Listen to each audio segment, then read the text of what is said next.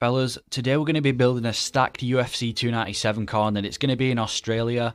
UFC this year so far, they started the year off in Australia with Alexander Volkanovski in Islam, and they finished it with Adesanya versus Strickland. And we're going to start off the year in Australia again, and today we're going to be making a stacked UFC 297 card. I think I said 287 in the intro, but starting off with a stacked UFC 297 card.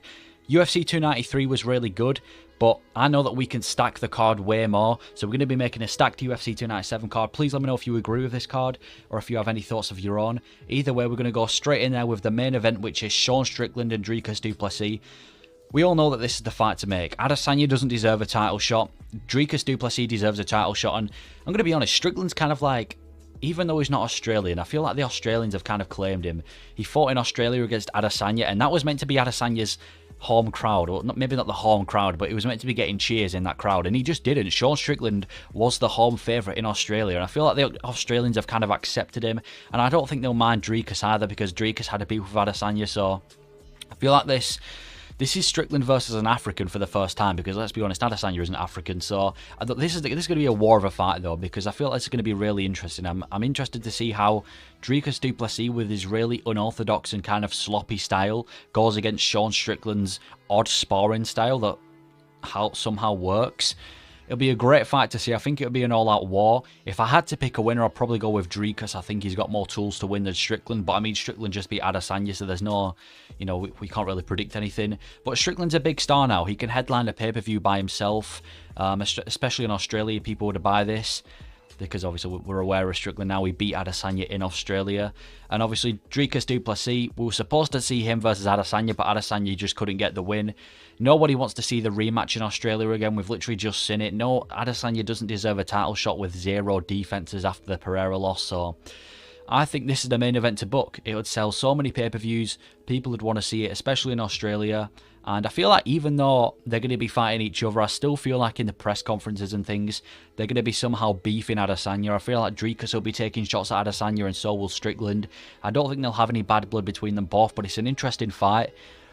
It's crazy though how in 2022, Adesanya was the champion and Whittaker was the #1 contender for most of the time, and now it's a complete other way around, where Strickland's the champion and Drakkar is the #1 contender.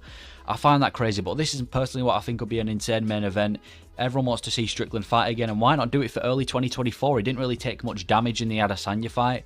Drakkar, I know he got injured, but he's ready to go, and I feel like early 2024 is perfect. He deserves a title shot, and every other pay-per-view has been taken up this month, so let's put this on the first event of the year next year at UFC 297. Strickland versus Drakkar. Let's do it. For the co-main event, I've gone with Alexander Volkanovski versus Tapori. Now, I spelled Tapori wrong, but who cares? Some people will argue that Alexander Volkanovski should be the main event, and to be honest, I'm not going to argue with that. If Alexander Volkanovski is the main event in Australia over Strickland, I don't really have a problem with that. I can understand why. He's had more defenses, he's probably more well-known, and he's actually Australian, so I can see why that would be the main event. But either way, this title fight needs to be on the card.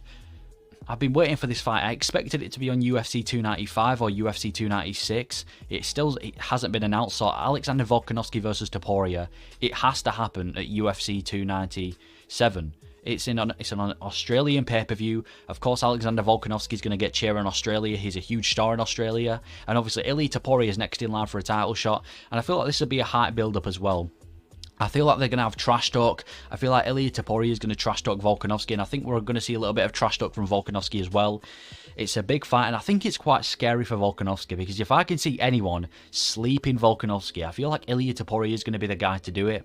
I didn't really see that much threat from Yair Rodriguez. I mean, I literally predicted in a prediction video that that Volkanovski is going to stop him within a few rounds, and he did. But I feel like Tapori, I feel like he could ruin the plans and beat Volkanovski, but Volkanovski has made it clear that he wants to go back to 155, so this should be his last fight at featherweight. So I think if he goes out there, if, let's say, Islam beats Oliveira at UFC 294, and then Volkanovski beats Tapori, that sets up the big fight, but this fight needs to happen as soon as possible. Let's get it in the year. 2 title fights. Yeah, Volkanovski needs to fight. He pretty much took no damage in July, and he's still not got a fight booked, so this has to be the first pay-per-view of the year. I don't mind seeing it. I feel like it's a big fight, could sell the pay-per-view, especially in Australia as well. It'll sell out quickly if Volkanovski's on the card. Probably should be the main event, but I'm not bothered if he's main or co-main event. Volkanovski versus Tapori needs to happen. The next fight on the list is a featured fight of the night, and this could probably be a fight night main event, but I thought, why not stick it on the card? Corey Sandhagen versus Marab I can't say his last name today. Marab Devolashvili. I think I spelled that one wrong as well, but either way, they both should be healed by then. I'm pretty sure they're both injured. Corey Sandhagen, I think he had an injury in the Rob Font fight, which is why he kind of laid on him for 5 rounds. And Marab obviously wasn't ready to fight. I think he had an injury as well. But by UFC 297, they both should be ready by then. And it's the perfect #1 contender fight for the bantamweight division. I'm not sure who Sterling's going to fight next, because obviously they're going to try and do not Strickland. They're probably going to try and do IlimaLei versus Marlon Vera. And they're probably going to try and do... I think they should do Corey Sandhagen versus Marab. I'm not sure what Sterling's going to do. Maybe we're talking about a fight with another contender in the division, but I feel like this is the fight to make. There's argues that Sandhagen deserves the title shot. There's argues that Marab deserves a title shot. I feel like we match them up against each other, and whoever wins gets an immediate title shot against IlimaLei.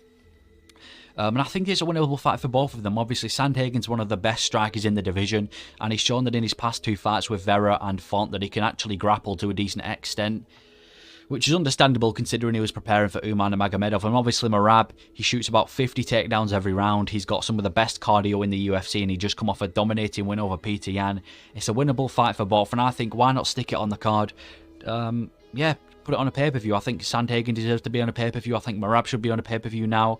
Hopefully it's not a boring fight, because I'm going to be honest, neither of them have the most interesting styles, but it needs to happen for the #1 contender to whoever faces IlimaLei or Vera. So I think we do this fight, book them against each other, and I feel like that's the perfect featured fight for UFC 297. Next up on the card, we have a fight, and I'm going to go with Dan Hooker versus Gamrot. Gamrot's just come off a win over Fiziev, but it was kind of an injury win, and I don't really like injury wins. I'm not blaming Gamrot for that, but at the same time, does he deserve a massive step up for that? I'm not sure. Dan Hooker, originally, I was going to say that he should face the loser of Gamrot versus Fiziev, but I can't see Fiziev being ready by UFC 297, so I'm just going to put him straight in there with Gamrot. He's in Australia. He's going to want to be on the card as well as Dan Hooker, so I think we do it in Australia. And it's a fairly winnable fight for Dan Hooker. I mean, he's had some wars in his time. Obviously, he's not had the best couple of fights, but he's coming off a dominant win over Jalen Turner, where I'd say he won a good portion of that fight, and it was a dominant fight as well. And I think he broke his wrist in that fight as well. I think he'll be ready by UFC 297. There's a lot of injury recoveries on this card, I've noticed as well. But yeah, if I had to bet, I'd probably go with Gamrot. You know, he's a very well-rounded fighter. He can strike well, and he's an amazing grappler. The only person he's lost to recently is Beneil Dariush. But I think this is a big fight. If Dan Hooker can beat Gamrot in Australia, that sets up big fights for Dan Hooker. Maybe we're talking about, I don't know, maybe the loser of a Beneil Dariush versus Poirier. Maybe an Arman Sarukian. It's a big opportunity for Dan Hooker. And he kind of deserves it after the Jalen Turner fight. And obviously, if Gamrot beats Dan Hooker, then that kind of opens the opportunities for him as well. So I think this is a big fight. Let's do it in Australia. It'll be an absolute war. Be a fun fight. Let's do it for fight #4. And then finally, the card opener for me should be Tai Tuivasa versus Marcin Taburra. I kind of knew at UFC 293 if whoever loses the fight between Volkov and Tuivasa should face Taburra, and it ended up being Tai Tuivasa. It kind of makes sense for both. Tai Tuivasa's on a losing streak. He's just been finished by Volkov, finished by Pavlovich. He was finished by Cyril Gane before that. He needs a step down in competition.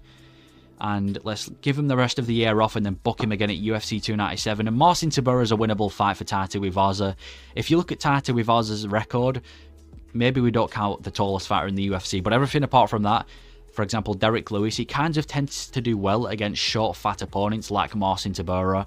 Marcin Taburra is coming out off a KO loss to Tom Aspinall at UFC London, so he needs a comeback fight. He's just been the main event for a fight night. Let's put him on the card opener for a pay-per-view against Tai Tuivasa. Winnable fight for Tai Tuivasa. And let's not make I can't speak today, what's going on? Let's not make no mistake, coming into the Tom Aspinall fight, Marcin Taburra had won 7 out of his last 8, so we've still got something in there. No shame in losing to Aspinall, one of the best, but they both need some time off for the rest of the year. Obviously, Taburra coming off a knockout loss and Tai Tuivasa coming off a war with, what's his name, Volkov. I think we'd put him as the card opener in Australia. Tai Tuivasa's got the crowd advantage once again. And it's good for both. If Taburra wins, he's finally stopped the losing streak, and maybe we can talk about fighting someone else in the lower ranks of the heavyweight division. And if Marcin Taburra can beat Taburra, I mean, that's only going to open more doors for him. I mean, he's just come off a main event with Tom Aspinall, and if he beats Taburra, maybe we're talking about, I don't know, maybe the loser of Curtis Blades and Jelton Almeida or something like that. But either way, I think this is the perfect card opener, and that for me is the perfect UFC 297 main card. Please let me know what you think about this. I think it should be. I think it's a stacked card. I think there's a lot of fights that make sense, a lot of fights that need to happen. But yeah, please let me know what you think about this card. Maybe make one in the comments below. And yeah, thank you for watching.